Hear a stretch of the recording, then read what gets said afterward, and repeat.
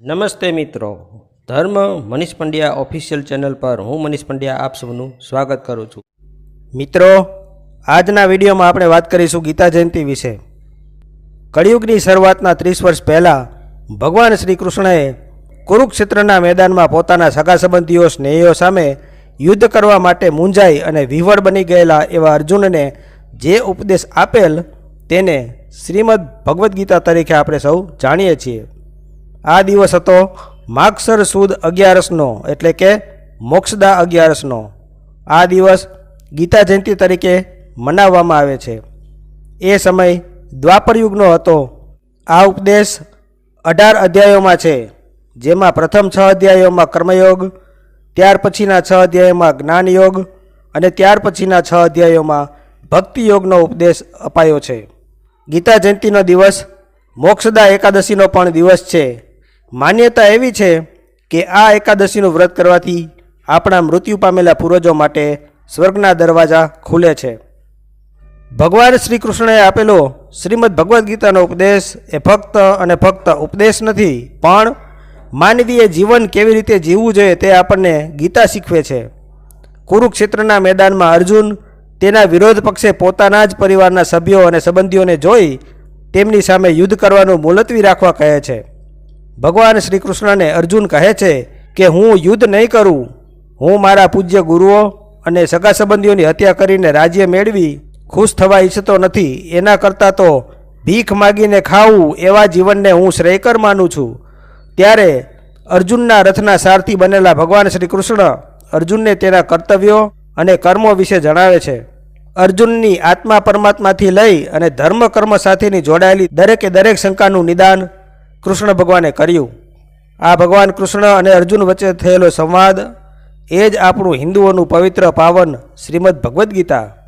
ગીતાજીના ઉપદેશ દરમિયાન ભગવાન શ્રી કૃષ્ણએ અર્જુનને પોતાના વિરાટ સ્વરૂપનું દર્શન કરાવી અર્જુનને જીવનની વાસ્તવિકતાનો સાક્ષાત્કાર કરાવ્યો હતો.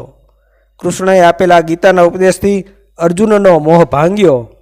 અર્જુને ગાંડીવ એટલે કે ધનુષ્ય ધારણ કરી ધર્મના દુશ્મનોનો નાશ કરી પુનઃ ધર્મની સ્થાપના કરી. માત્ર ભારતમાં જ નહીં પણ વિદેશોમાં પણ ગીતા જયંતિ ધામધૂમથી ઉજવવામાં આવે છે. ગીતા જયંતિ આપણને સૌને ભગવાન શ્રી કૃષ્ણએ આપેલા પાવન ઉપદેશની યાદ અપાવે છે. શ્રીમદ ભગવદ્ ગીતા એકમાત્ર એવો ગ્રંથ છે કે જેની જયંતિ સમગ્ર વિશ્વ મનાવે છે.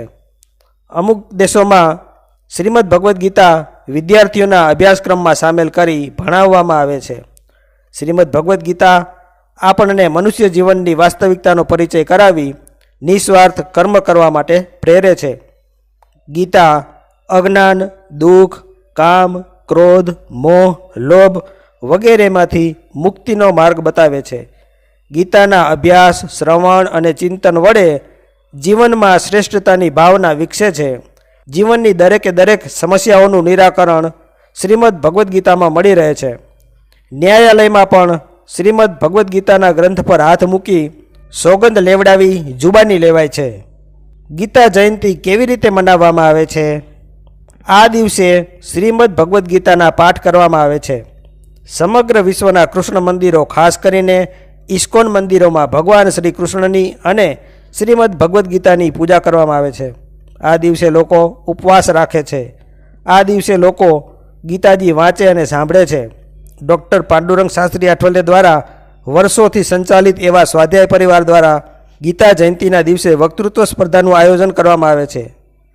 ઘેર ઘેર ગીતાનું પઠન થાય છે. સંસારને શ્રેષ્ઠ કરવી હોય તો જીવનના દરેક તબક્કામાં ગીતા ઉપાડવી જ પડશે. બાળક, યુવાન, વૃદ્ધ દરેક માટે ગીતા એ જ જીવનને સાર્થક કરવાનું એકમાત્ર શ્રેષ્ઠ સાધન છે. ગીતા એટલે જીવનનો સાર. ગીતાને વાંચવાથી આ ઘોર કળિયુગમાં માનવીને જીવન જીવવાનો સાચો રસ્તો મળે છે. હિન્દુ ધર્મના લોકો ગીતાનું મહત્ત્વ જાળવી રાખવા માટે જ ગીતા જયંતિની ઉજવણી કરે છે. ગીતામાં અર્જુન માનવનું પ્રતિનિધિત્વ કરે છે અને માનવ વતી ભગવાન શ્રી કૃષ્ણને જીવનને લગતા વિવિધ પ્રશ્નો કરે છે. ગીતાજીના મતે માનવ જીવન એ એક યુદ્ધ છે, જેમાં દરેક મનુષ્યએ લડવું જ પડે છે. આ યુદ્ધમાં પીછેહટ કર્યા વગર આગળ વધવું તે જ ગીતાજીનો સંદેશ છે. ગીતાના 18મા અધ્યાયના અંતે ભગવાન શ્રી કૃષ્ણ કહે છે કે હે અર્જુન, સાચો માર્ગ શું છે તે મેં તને જણાવ્યું. હવે તારે જે પ્રમાણે યોગ્ય લાગે તે મુજબ તું કર. આમ શ્રીમદ ભગવદ્ ગીતા કશું કરવા માટે દબાણ કે આગ્રહ કરતી નથી, પણ સાચો માર્ગ બતાવીને મનુષ્યને નિર્ણય લેવા માટેની સ્વતંત્રતા આપે છે. મહર્ષિ વેદવ્યાસે આ ગ્રંથની રચના અને નામકરણ કરેલું. આજથી આશરે 5140 વર્ષ પહેલાં ગીતાનો જન્મ થયેલો. ગીતામાં 700 શ્લોકો છે, તેમાં મોટાભાગના શ્લોકો અનુષ્ટુપ છંદમાં રચાયેલા છે. શ્રીમદ ભગવદ્ ગીતાનું ભાષાંતર 100થી વધુ ભાષામાં કરવામાં આવેલું છે. એક જ વાક્યમાં કહીએ તો ગીતાનો સાર માત્ર એટલો જ છે કે ફળની આશા રાખ્યા વિના કર્મ કરવું જોઈએ. લગભગ 45 મિનિટમાં જ ભગવાન શ્રી કૃષ્ણએ ગીતાના જ્ઞાન વડે અર્જુનના મોહનો ભંગ કર્યો હતો. શાસ્ત્રોમાં કહેવાયું છે કે દરરોજ એક અધ્યાયના ગીતાજીના પાઠ કરવાથી મુક્તિ મળે જ છે.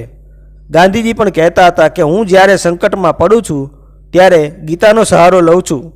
શ્રી કૃષ્ણએ પોતે કહ્યું છે કે ગીતા મારો ગુરુ છે, મારું હૃદય છે, ગીતા સર્વસ્વ છે અને અવિનાશી જ્ઞાન એવી ગીતા મારું ઘર છે. ગીતાનો સહારો લઈ હું ત્રણેય લોકનું પાલન કરું છું. ગીતાના પાઠ કરવા કે કરાવવાથી પિતૃદોષ દૂર થાય છે અને પિતૃઓના આત્માને મુક્તિ મળે છે. ગીતા હિન્દુઓનો ધર્મગ્રંથ ગણાય છે, પણ ખરેખર તો તે સંપૂર્ણ માનવજાત માટેનો ગ્રંથ છે. વિશ્વના અનેક ચિંતકોએ ગીતામાંથી માર્ગદર્શન મેળવ્યું છે. હિન્દુ ધર્મના અનેક ધર્મગ્રંથોમાં ગીતાનું મહત્ત્વ અલૌકિક છે. ગીતા એ સ્મૃતિ ગ્રંથ માનવામાં આવે છે. ગીતા માટે કહેવાયું છે ગીતા તિમિર હરણી તેજદાયિની, એટલે કે ગીતા જીવનના અજ્ઞાનરૂપી અંધકારને હરી જ્ઞાનરૂપી પ્રકાશ લાવનાર છે. ગીતા જયંતિના આ પાવન અવસર પર બોલો, ધબકે છે જીતની નાડી, ગીતા છે અમારી માવડી. આપ સૌ ધર્મપ્રેમી ભાઈ બહેનોને હું મનીષ પંડ્યા ગીતા જયંતિની ખૂબ ખૂબ હાર્દિક શુભેચ્છાઓ પાઠવું છું. આપ સૌને મારા જય શ્રી કૃષ્ણ. તો મિત્રો, જો આપને આવા વિડીયો પસંદ હોય, આપને આવી ધાર્મિક વાર્તાઓ પ્રસંગો સાંભળવા ગમતા હોય તો આ ચેનલને લાઇક, શેર અને સબસ્ક્રાઈબ કરજો. ધન્યવાદ.